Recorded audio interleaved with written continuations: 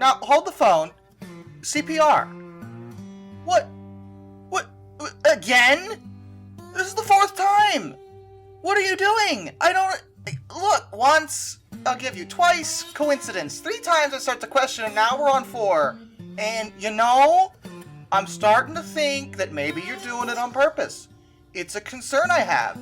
Though admittedly this whole thing does give me credence to the theory that Canada doesn't even exist. Canada's not actually a body of land, see. North of the United States is actually nothing but ocean. And Canadians are actually mer people. And it all makes sense if you don't think about it at all. But that's why they have so many underwater train wrecks, because all of their trains are underwater. You see? And if you really stretch your brain out, you can see all the signs and coincidences. They tell you they're coincidences. But I know the truth. Have you even met a Canadian? Have you ever been to Canada? If you say no, then I was right. And if you say yes, then you're a liar. You're part of the Illuminati, aren't you? I know the truth now. I'm on to you. But in seriousness, I have no idea why CPR has so many sunken trains. I know the terrain is bad up there, you know, there's more opportunity for it to happen, but the Canadian National Railway doesn't nearly as many as CPR does, so I have no idea what the deal is. Weird chain of events? Lack of track maintenance? I don't know. But they did lose another one, and this one is a lot more recent than the trains we talked about before. It's not even a steam engine. This happened on April 1st in 1976. And first of all, someone died, and April Fool's Day is supposed to be funny. And you're ruining it, CPR. Following that, the locomotion in question was an RS-18, number 8739. RS-18s are diesel-electric locomotives, and they were manufactured by Montreal Locomotive Works. Hence why the main buyers of this locomotive type happen to be all Canadian railways. In fact, Canadian National bought 225 of this type of locomotive.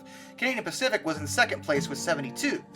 They're good diesels overall, nothing inherently special about them, but they're fine locomotives, and in fact many of them are still in service to this day. I'm also excited because when it comes to this particular RS-18, I can finally discuss high hood diesels. Now, hood unit is a blanket term referring to basically the majority of modern diesel types. They contrast with car body types in a few notable ways. Car bodies are, well, broader, for example, and don't have side rails. Hood units are narrower, have side rails, and are just better in almost every conceivable way when it comes to a freight train perspective. While some may find car bodies to look more aesthetically pleasing, that's really where their superiority ends. Hood units are easier to manufacture, as they take less components to put together. They're easier maintenance because every critical component is easily accessible under their hoods. They're easier to get around on because they have side railing, and crews had an easier time working on them because they can go forward and reverse without a crippling disadvantage when it comes to vision. No matter which way you were going, whether it's short hood first or long hood first, the drivers would be able to see well enough to keep the train safe. And in case you're curious, short hood refers to the short end of the diesel, and long hood refers to the long end. But I said high hood. Well, I'm talking about diesels that look like this. They're actually one of my favorite types because they look so distinctive. Now, a lot of different models had this uniform design, and you may wonder what's the advantage to this. Well, to be fair, there really aren't that many. Most modern diesels will have short hoods on the short side to give better vision to the drivers overall, and wide cabs even more so.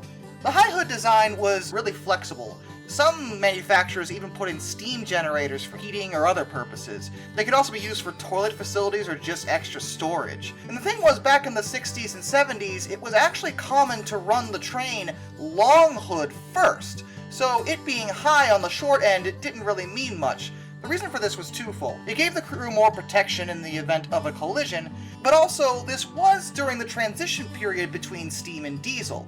The long hood first felt more like a steam engine, so for crews who had to be retrained to run diesel locomotives, this setup just felt more familiar to them. Management liked the idea of making sure the crews were happy enough. But still, like I said, the design's fallen out of favor because at the end of the day, the short hoods with the cabs, that can see completely in front are generally safer from a viewing perspective. You can just see better in front of the locomotive. But I still always loved these designs. And in fact, one of my fonder memories as a kid, believe me, there there weren't that many of those, was one of the earliest times when my dad took me train spotting and I actually saw a diesel like this for the first time. I still remember what it looked like, although I could not tell you what unit it exactly was at this point. I think my dad has a picture of it somewhere. Maybe I'll pull it out and share it with you guys sometime. But anyway, you want to talk about why this RS-18 sunk. What happened to 8739? Well, unfortunately the story is not nearly as fun or exciting or interesting as a lot of the sunken trains I've told you about, but I'll still tell it. It was 3 a.m. in the morning, so it was dark out, and like I said, it was April 1st, 1976. It had been raining a lot that day, and a washout occurred on a bridge near Bath, New Brunswick. Apparently this was at mile 82.7, the Shagomok subdivision. 8739 plummeted into the gap caused by the washout, and sadly the engineer, G.H. Sisson, actually died in the accident. Though it was a washout situation, the diesel was heavy and remained relatively stationary after this happened. The rest of the train did not go into the water. When they pulled the rest of the train away, the salvage operation did actually take place, because I bet you're wondering, is this diesel still there? And the answer is, sort of. Not exactly, and not completely. They actually took out the diesel engine, the main generator, the electrical cabinet, and the number 2 truck with the traction motors. But they could not get out the rest of it. It's likely that the water was either too deep or it just wasn't worth it. Either way, they saw fit to leave the rest of the locomotive where it lay and use the parts they managed to take on other diesels in their fleet. The remains of 8739 are still apparently there, but once the salvage operation was over, they actually covered over it, making it basically impossible to reach without significant effort and heavy equipment. And I suppose you're curious if anyone ever plans on doing that, and the answer is absolutely not. Why would they? First of all, the engine type is still actually being used. It's not even remotely a situation of preservation when the other RS-18s are still actually functioning, literally on lines, right now as we speak. In addition, it's not even a complete locomotive anymore. They took out most of the critical components, so effectively what would be retrieved is an empty shell and a forward truck, which, great, but what purpose would that serve? It's not a steam engine, which are always more popular to rail fans generally, and it's an engine type that is still currently being used. So the notion of getting the rest of it out of there just seems like kind of a waste of time.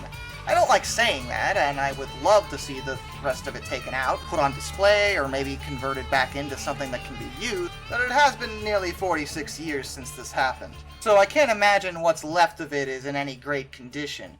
Also, seriously, CPR, stop sinking your trains. It's getting really weird, and suspicious. I'm just saying.